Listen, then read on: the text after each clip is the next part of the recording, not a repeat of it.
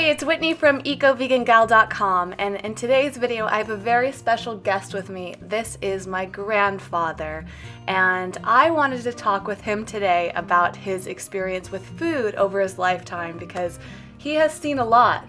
What year were you born in, Grandpa? I was born in 1919. So that makes you how old now? 95 and a half. 95 and a half. It's pretty incredible. So you've lived almost 100 years. I can't believe it. I can't believe it either. It's amazing. I'm so lucky to have you. Thank so you. many people always tell me that I'm very lucky to have a grandfather and great health, and he has such a great memory. And I love talking with him about his life experiences. He remembers almost every detail from his life. Do you remember what you ate as a young boy? As a young boy, let's go back to maybe when I was, say, 6 to 10. That would be in the 1920s, and the economy wasn't bad. Yeah. And the food was pretty good variety. We would have oatmeal for breakfast, and we couldn't afford regular milk. We would use carnation milk with a little bit of water in it and a spoonful of sugar. The food was plentiful, but food at that time was prepared at home. Mm-hmm. Today you could walk into a supermarket, Yes. and it's already prepared for you. So what is the difference? The difference to me was the smell of the food cooking in the kitchen. Yes. Yeah. That's what makes all the difference in the world. Yeah. So your mom would make the food. Oh yes, my mom would make the food. A lot of casseroles with macaroni. Oh. And topped with cheese and baked not in an automatic oven or anything, in a coal stove. Was a big cast iron range. Almost every home had one. And on the side was a coal fire, and that produced the heat to do the cooking or the baking, because the heat would travel around the oven and then up the chimney. Oh, wow. So that would keep the house warm, too.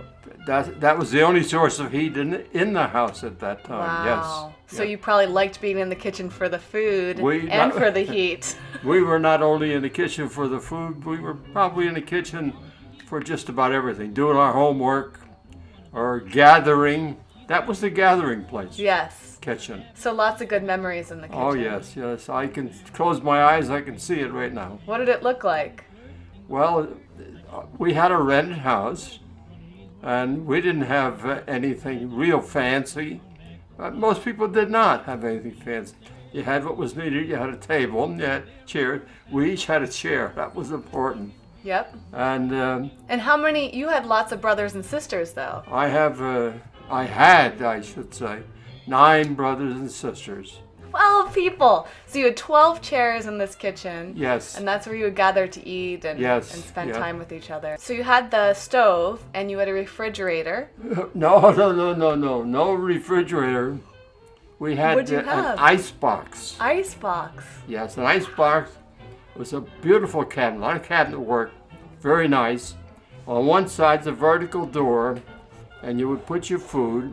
On the left side, upper part, a piece of ice would be placed. Whoa. Underneath it was a pan to catch the water as it melted from the ice. Wow.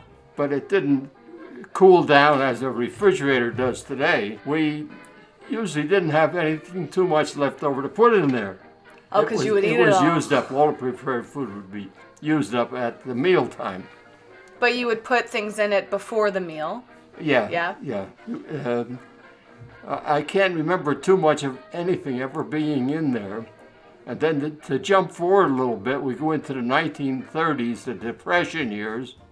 We didn't have anything to put in it because everything we ate at that meal. There was nothing left over to keep cool. Yeah. In fact, at that time, we and other people as well started selling their possessions just to have enough money to pay the rent or to buy food.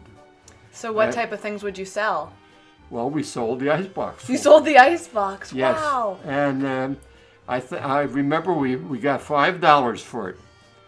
$5, Whitney, was an awful lot of money at that time. During the Depression years, we, as well as many other people, ate very simple food. Bread for number one.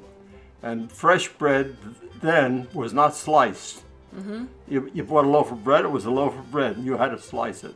So you had to buy the bread, your mom wouldn't make the bread? No, we would buy the bread, but we would not buy the fresh bread. We would buy the bread from yesterday or the day before, because instead of paying 10 cents a loaf, we could get 2 or maybe 3 loaves of bread for the 10 cents. Wow. And with 10 kids, 3 loaves of bread went just like that. Yeah. So the bread was for, like, what would you use the bread for? That Just a would be snack? part of the meal. Okay. Like for lunch, you mentioned lunch coming home from school. Many times we would have oatmeal for lunch.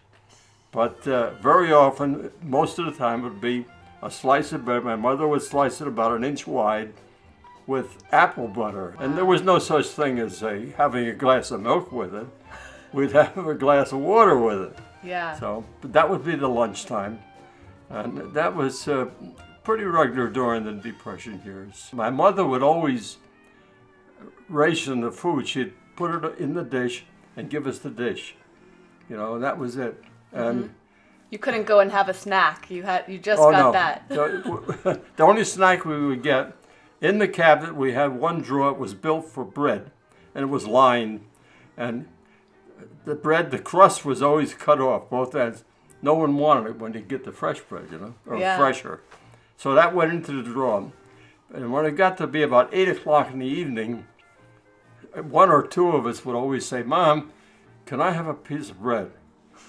And she'd say, "No, well, I don't have too much." "How about if there's a crust in there? Can we take it?" So we'd go in and we'd take that hard crust. We'd eat that. Oh, wow. So nothing got wasted. You told me the story how you would borrow money from the neighbors sometimes. Oh, that's well, a good yes, story. that would be at different times. It would be late in the afternoon. Late was 4 o'clock. And there's no money, and it's near supper time. So my mother would say, "Would you go to see Mrs. Naw," that was a neighbor on next block, "and ask her to loan us 50 cents. And my brother Bob would always go. He'd borrow the 50 cents, and then on Friday he would go back over to see Mrs. Naw and pay her back the 50 cents. But the interesting thing is, she'd open the door, take the 50 cents, and lay it on the window ledge.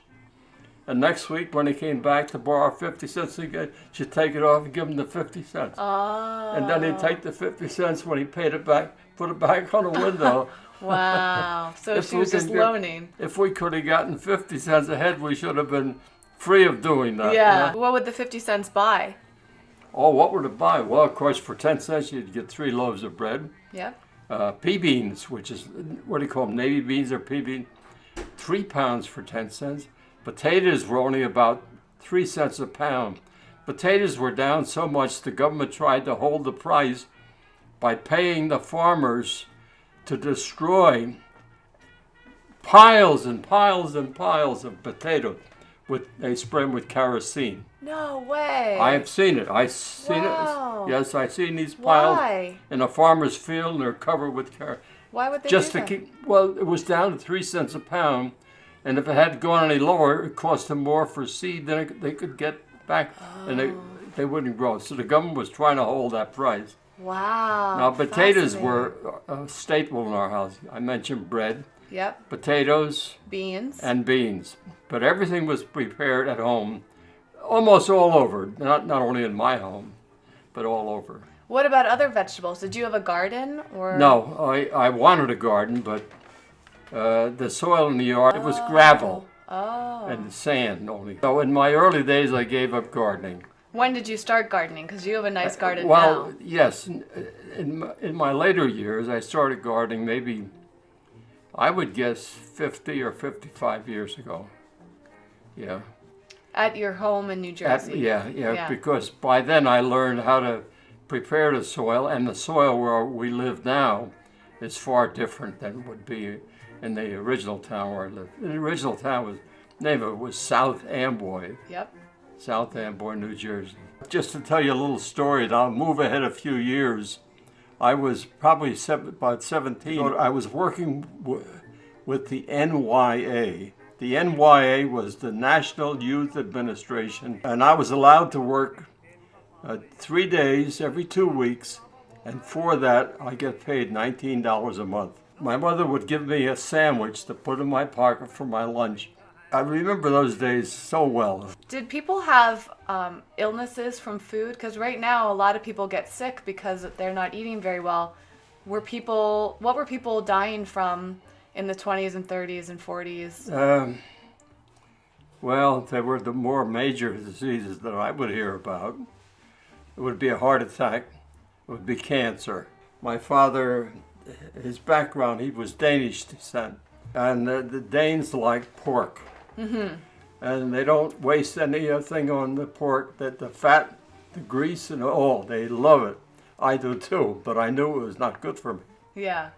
But my father, he was a heavy eater of fatty foods.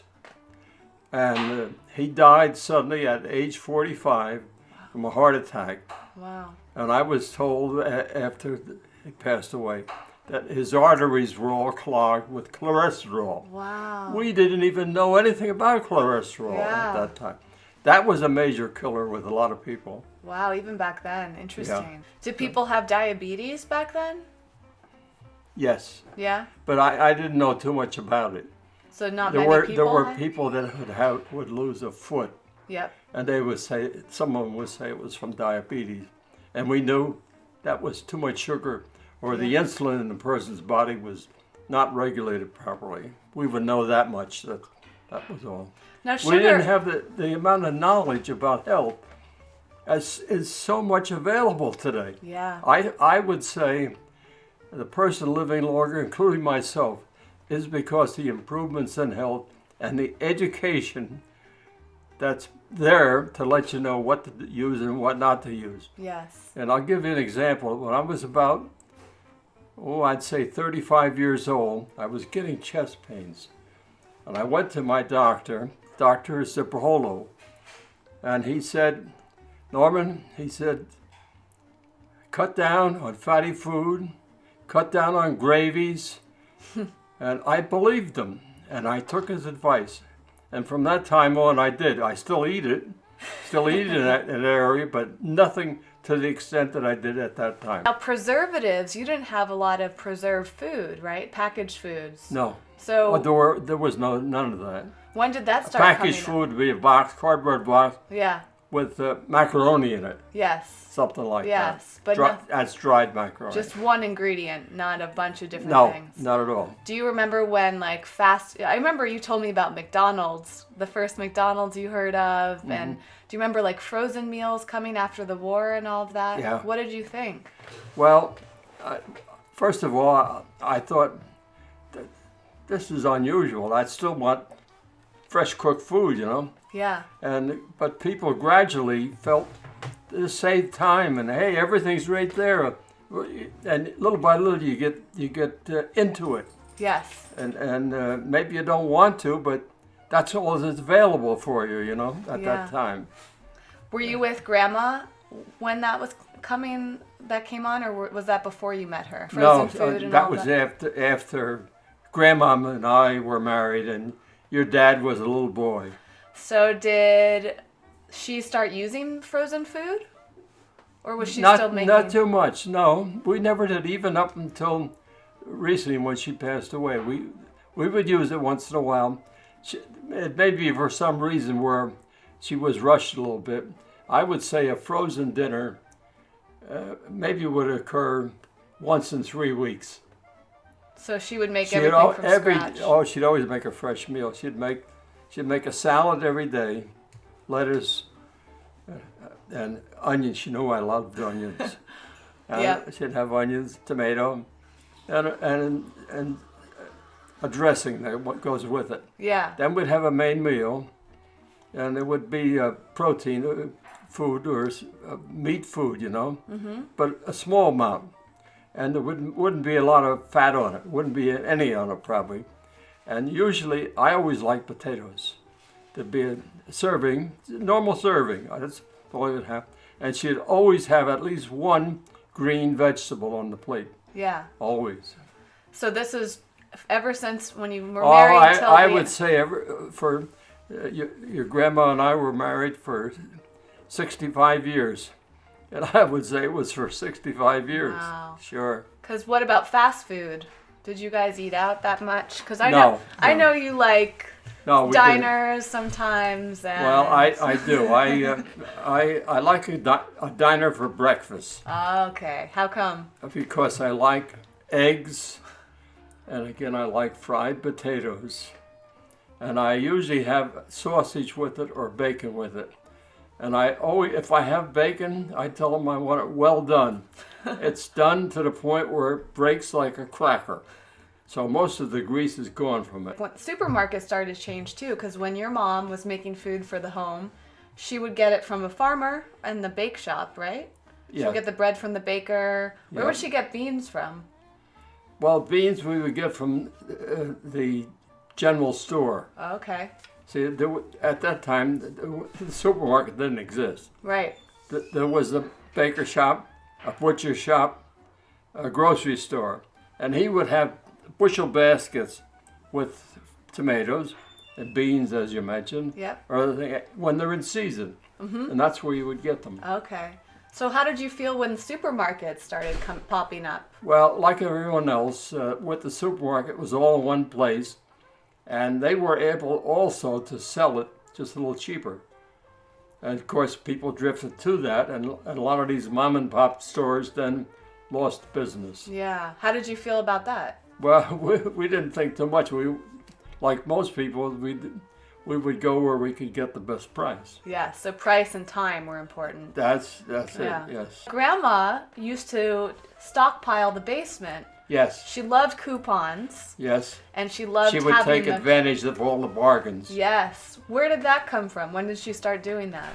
I would think about probably after we were married, about 10 years, we bought a freezer chest. What year was that? That would be, well, we were married in 47. It'd be in the late 1950s. Okay. So she bought the big chest. Big chest, a big freezer chest. We had And it she in the put it basement. in the basement, yeah. Yeah. And she had all those cupboards back there. Many people were doing that. They would go to these bakery outlets where they had yesterday's bakery, and it wasn't being sold. They'd sell it for half price, and they couldn't eat 10 loaves of bread in one day. They'd put it in the freezer. So they were doing it for the same reason, economic reasons.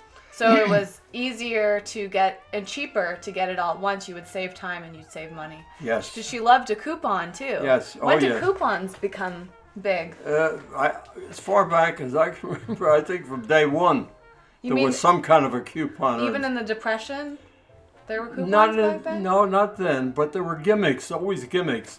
And one of them was what they call green stamps. Okay. You ever hear of green stamp? For every so much money you would spend, you'd get a green stamp. And if they'd give you a book, you paste it in, and once your book was filled, there were articles you could get in exchange for it. Maybe it would cost half a book, maybe it would cost 5 books. But people were crazy about saving those green stamps. Oh, so we still have things like that because you get a punch card, and how many stamps or punches you get a discount. Same or something. idea. Wow. Same idea. But how about like when the coupon? Because Grandma had the coupon books, Yeah. and she would go through the magazines, and she loved all of that. Yeah, yes. So she was doing that from the 1950s on. Oh, yes, yes. Wow. Yes. And sometimes she would just buy things to keep them and give away. I would say half of it was for that reason. Why is that? Why did she like to do that? She was very charitable that way. She, if you needed something and she knew it, she couldn't rest until she did it or gave it to you. After she passed away, she passed away on Christmas morning, 2 years ago. 2012. 20, yeah. I shouldn't say I, but we started trying to unload the freezer. And it took 1 full year to use it. Somebody had to throw away because it was outdated. Yeah. But it took a full year to empty the freezer. Just the freezer. Just the Not freezer. the cabinets. in the cabinets there was still a lot of I food. mean, with all the coupons, she probably got a lot of that for free or so discounted. I used to kid her. I used to tell her, well, if ShopRite runs out of food, they know where they can stock up again. Yeah, it's true. But that's amazing that it could last a whole year. You wouldn't even have to go shopping. Well, the staples you still have to go shopping for. Yeah. Yes, and then you have your garden. Yeah. Oh, yeah. And in a garden, why, for years, well, until she got a little older and I got a little older, we used to freeze a lot of the food. Yep. And I used to grow a lot of lima beans. I love lima beans. And we would shell them, and she'd blanch them, and then immediately freeze them in small packages. Yes. And we'd be eating those fresh lima beans all winter. What keeps you so mentally sharp at 95? That's a good question. Do you have any secrets? I often ask myself that. I am very interested in everything, I think. That may be a part of it. I very often, if I go to bed at night and I don't feel sleepy, I can't get to sleep, maybe something's on my mind, I'll turn my mind towards building something or repairing something. And while I'm thinking of the various ways to do this and visualizing it, I fall asleep. Oh. It relaxes me. I see. So fixing problems or something. Wow. It relaxes me that way. I wonder what's out there besides the stars and the moon and the sun. They could be signs. Yep. Your dad and I often discuss that. So keeping your mind active is helpful to you, right? I think so. I think that's got a lot to do with it. Yes. And you still do a lot of reading, but you listen to audiobooks. Yes, I can't read. Even with the magnifier, my vision is 2800. That's when you can't see the big E on the chart no more. How have you kept yourself healthy all these years? What's your secret? Well, as I mentioned before about the chest pains, I think, to me, that was a turning point. I ate much less of a fatty food. Yes. Very much so. I ate a lot of vegetables. I started eating more vegetables. And I used to smoke. I smoked a pipe. After dinner or supper, I would smoke my pipe a couple of times. When I changed from being a worker to being a supervisor, I had so much on my mind, I said, I'm going to make another change. I'm going to quit smoking. Oh. And I quit cold just like that. Wow. But what helped me a lot was I did not inhale.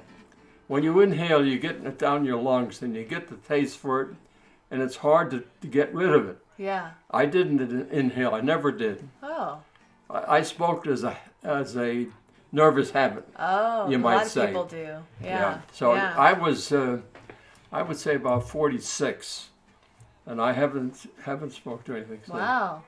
So no smoking, less fat. Less fatty food. The other thing was vegetables. a lot of exercise, a lot of walking. And you still walk today. You always as much as I can. Walk around as you can. Walking is difficult today because my focus, due to my poor eyesight, I lose confidence in where I'm walking. You know. You do a good job, though. It's a lot of it's guesswork, Whitney. Yes, but you're doing a good job. Is there a hole there? Is there something? Is that a shadow or is that a step? Oh. But I walk around inside the house, and I walk the equivalent of about half a mile to a mile every day. You drink coffee. Yes, not much. And alcohol. I have half a glass of wine. How often? Right before dinner. I didn't know that. Wow. Oh, yes. Was that a doctor's recommendation? Yes, actually. Wow. I have a friend, his son is the pathologist. In fact, he's the state pathologist down in New Jersey.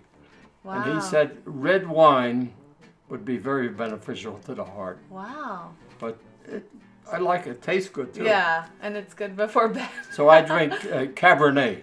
And Cabernet, red wine. How about sugary foods? I don't have a taste for sugar. Yeah. I'm lucky that way. Very little. Very little sugar. I very seldom use any sugar. And salt? You don't eat much salt? Salt, same thing. I gave that up when I was much younger. Why is that? Again, they said it raises the blood pressure. Mm-hmm. I saw my doctor last week, Whitney, And it still amazes me. And a lot of people comment on it too. My blood pressure is 120 over 70. That's the blood pressure I had when I was 21 years old. Wow. Wow, that's amazing. Yeah. And how about oil? How do you feel? Do you watch oil intake or anything for fat? Vinegar and oil in a salad. Mm-hmm. Yeah, a little bit. I like that. But Yeah. Not overdone, just a little. But fried foods, do you watch them? I like fried food. You like to eat them, yeah. Yeah. I do eat fried food, yes. Yeah. But do you have to watch? I don't overdo it though. How do you make sure that you don't feel depressed? How do you stay happy? Well, how do I stay happy? You know, you spend a lot of time alone and grandma's not around. Yes, but I think I'm getting a little more used to it. But what I like, I don't have to have somebody at my side unless I'm out on the street. Then I need an escort because of my vision.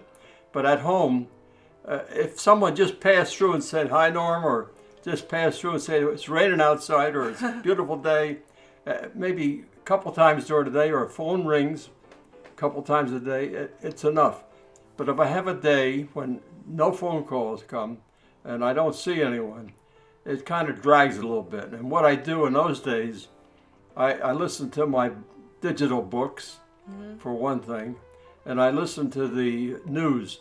But I try not to keep at the news because they keep repeating it. Yeah.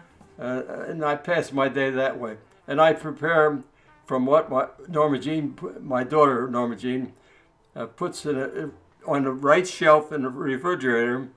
I prepare that for my lunch. That takes a little time. In the mornings, the first thing, I have a 2-hour routine. It takes me 2 hours to get up to speed. Yeah. Taking medications that I take for blood pressure and other things, and taking eye drops. I take 3 eye drops in the morning, and I separate them a half an hour piece, and then wash the dishes, and maybe clean up a little bit. So 2 hours goes by just like that. Yeah. And then I start, maybe in nice weather, I'll go outside and see what I can do around the garden.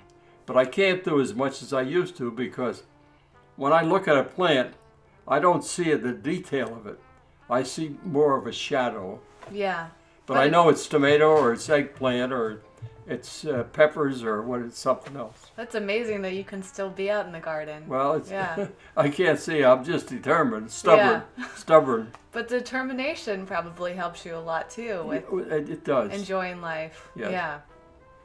But with the loss in eyesight, your confidence decreases.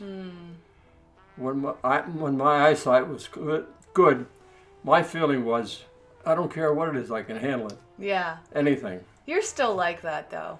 You're very determined and confident. It's probably part of the habit, I guess. Yes, that's a good habit to have though. Yeah. Okay, well, do you have any final words for living healthy or living a long life? I'd say living a long life, what I would say is eat healthy food, don't overdo it, get enough exercise, and most important is keep your attitude positive. There'll be setbacks, there'll be hardships, everyone has them, but do the best you can with it. Accept it if you can't get anything else done and move on. And move on, even if you move a quarter of an inch forward, just keep going forward. That's very good advice.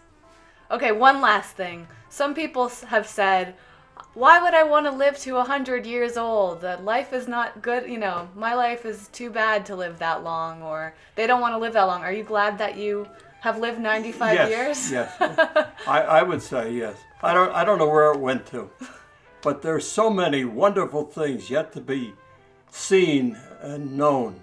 And just talking about the advancement in electronics, which was in my field anyway, we're advancing so fast, we're advancing exponentially that I believe not in my lifetime, but probably in yours, you're going to see things that were unbelievable. Well, you've probably seen plenty of unbelievable things. From when I was, yes. Because you saw the cars were new. I started when I was 14 years old, gathering parts from people's trash, taking them apart and building small radios. That's where I was 14. Yeah. And there wasn't anything else like that. And televisions, movie There was theaters. no, I knew about it and that was being developed, but it wasn't available at all. Yeah, you've seen so much. So Yeah. for you, you enjoy being alive because And I've you've seen a so good much. part of the world, and it was a free tour too. Yep. Uncle Sam paid for it. When you were in the war. Yeah. Yeah. Yeah. Yeah. But now, even though you can't see or hear as well, you still find joy in life and Yes, most of the time. I do. Admittedly, I do have times when I feel the loss of your grandmother, Mm-hmm. It's still, it just doesn't, there can't be. There just can't be, I feel that way, yeah. But most of the time, yes, I would say I do feel pretty good. That's good. That's very inspiring because there's a lot of people that There are a lot of people have much worse problem than I have. Yes. But there are a lot of people that don't, that have so many things like, their vision and their hearing and youth and so many things, and they are upset about it. Don't give up. As I mentioned, move ahead, even if it's a fraction of an inch. Maybe it's not a foot. If even a fraction is, just keep moving in that direction. Yep. Don't turn around and give up. That's great. Thank you, Grandpa. I'm sure that You're you've welcome. inspired a lot of people today. And Oh, I don't know. I hope so. I could talk to you for hours, and I bet you people are going to have a lot of questions. So we might have to do another one of these to answer all the questions we're going to get. I'll be available. Okay. Well, thank you everyone for watching today. I hope you enjoyed this, and we can't wait to hear from you and in the comments and whatever questions you have and anything you want to share about maybe your grandfather and relatives of yours and things that you've learned, wisdom and anything that if you know anybody that's been around as long as he has, I'd love to hear about, your conversations about what their lives were like and what did you learn from them and whatever else you want to share. Thank you so much for watching, and I will see you in the next video. Okay. Let's wave goodbye. Thank you. Thank you, Grandpa. Thank you, Whitney.